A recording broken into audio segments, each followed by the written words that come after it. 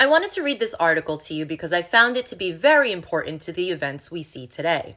Written by General Michael Flynn, with excerpts from the book A Choice, Not an Echo by Phyllis Schlafly, it is entitled, Does America Have Secret Kingmakers? Here it is. Over the decades, many things have been written to expose secret societies comprised of elites who sit atop our government, many of who came out of Ivy League colleges and universities. These are mostly unelected individuals, although some elected, but all very powerful in their own right.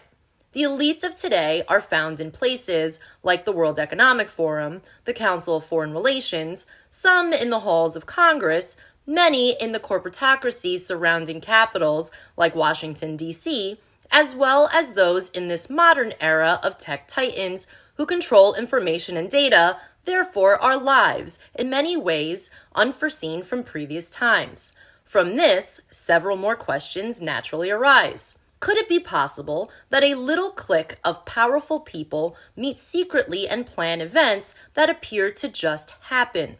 Who are these secret kingmakers who manipulate and control U.S. elections and the two-party system we have in American politics? If they exist, how long have they existed? What kinds of actions have they gotten involved with? Who are the people they choose to get behind? What is their motive for exercising such control, even when it means the defeat of the party they profess to serve? These are questions that need answers. Any rational citizen believes in the principle of causality, that for every effect there must be a cause. Most of what is ascribed to accident or coincidence is in actuality the result of human plans. When there is an airplane accident, the authorities diligently search for the series of events that led to the crash, and usually the cause is found.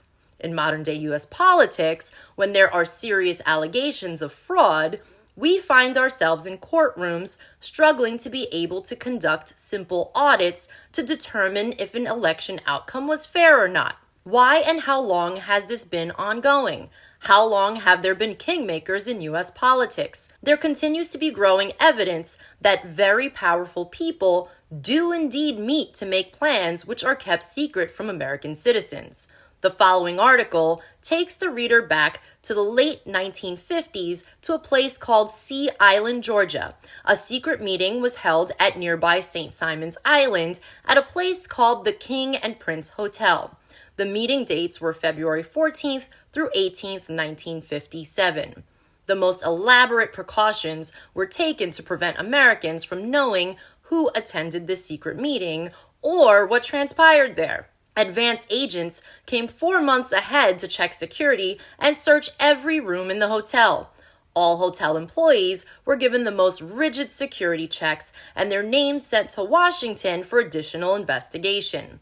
During the 4 days and 5 nights of the meeting, all roads leading to the hotel were blocked off and the roadblock maintained by the Georgia State Police. The hotel was closed to all other patrons. NATO and FBI guards in plain clothes kept constant surveillance on the hotel itself.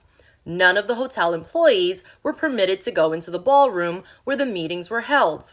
At the end of each session, one of the participants personally gathered up all notes and memos used during the meeting and burned them. Who were the participants at this secret meeting at St. Simon's Island? There were many of the top-level kingmakers who exercised financial, political, and propaganda control over American citizens and policies.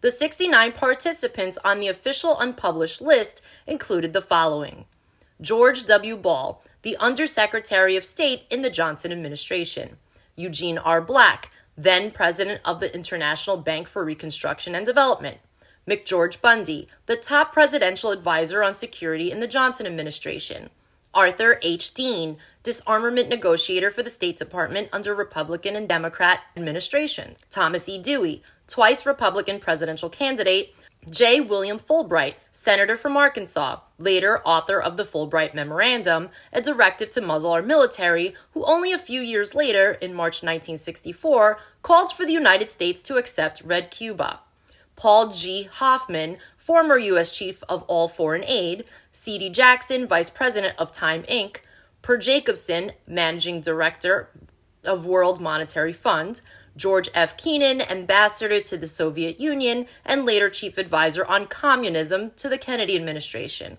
Ralph E. McGill, editor Atlanta Constitution, Paul H. Neitz, later Secretary of the Navy in the Johnson administration, David Rockefeller, then president of the Chase Manhattan Bank, Dean Rusk, then Secretary of State, Arthur Hayes Sulzberger, president and publisher of the New York Times, Alexander Wiley, Republican senator from Wisconsin and senior Republican on the Senate Foreign Relations Committee.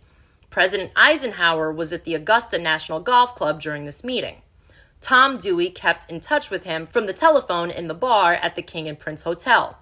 Other kingmakers who kept in touch with the meeting and who may have been present part of the time include Nelson Rockefeller, Harold Stassen, Thomas S. Lamont, Dean Acheson, Gardner Cowles, Winthrop Aldrich, and Walter Lippmann. These participants at the St. Simon's meeting were some of the biggest names in American politics, business, and the press.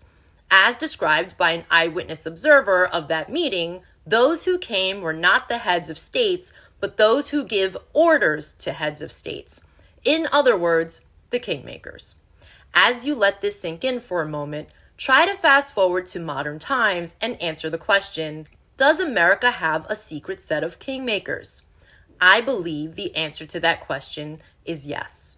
Who are they? What is their purpose? And why would a group of elitists want to destroy the American way of life by turning the United States away from the very founding principles it was built upon, as well as the strength of our U.S. Constitution? We are now witnessing organizations such as the World Economic Forum, the World Health Organization, the World Bank, the International Monetary Fund with globalist leaders such as Klaus Schwab, George Soros, Mark Zuckerberg, among many others, who seem to express a desire for a new world order run under the false guise of globalism, professing climate change as the end-all be-all.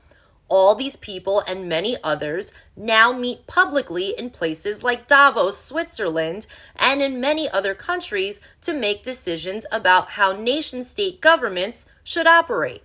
They discuss and decree laws that sovereign nations and free people should adhere to, how people are supposed to live, what they're supposed to eat, and how often they can travel. A major shift we will soon see by these kingmakers is a shift to a central bank digital currency. This global economic shift is one of the more significant methods these kingmakers plan to use to gain greater control over nations as well as billions of people around the planet. These people already possess great wealth and power, at least in their own spheres of influence. Thus, it drives the question, don't they have enough? The short answer is no. And the simple reason is they want more. One of the things I've learned in my many years of researching, studying, fighting, and observing others is the sobering reality that evil exists all around us. One of the key things that we as Americans must do to reclaim our republic as a Judeo-Christian nation is to return to the truth. And the truth is that we are a sovereign nation because others before us have sacrificed a great deal.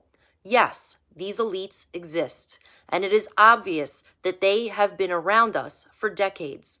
But that doesn't mean today we must allow them to control our destiny, America's destiny. We as individuals must decide our own destiny. We must determine what direction our lives will take and which ideas are best, and then we must stand up, step up, and speak up for those ideas. Ideas that promote our families, our faith, our communities, and our country in ways that allow freedom to flourish and all of us to achieve whatever we are willing to work toward. America is great because of American citizens who wake up every day and go to work, take care of their families, and are willing to get involved as citizens. We need more of that and less of this elite class who live in a bubble and believe they know what the rest of us want. They do not. We own this country, and not some powerful and power-hungry group of globalists. Is it not time to stand up and speak out for our country, the greatest country on the planet and in the history of the world? I believe it is time. A well-known Jewish rabbi, Hillel, was credited with saying, "There are 3 great questions each individual should ask of himself. And in my judgment, it matters not if you are Jewish or of another suasion, as long as you believe in the values in our founding documents. These questions are important to reflect on and consider as we each determine what course will be our destiny. As we consider these, do so from a position of self-respect for oneself and for others. They are, if I am not for myself, who will be? If I am only for myself, who am I? And finally, if not now, when?"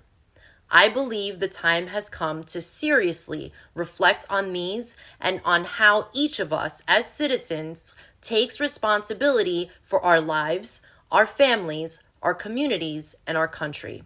May God continue to bless and protect America. Thanks for listening.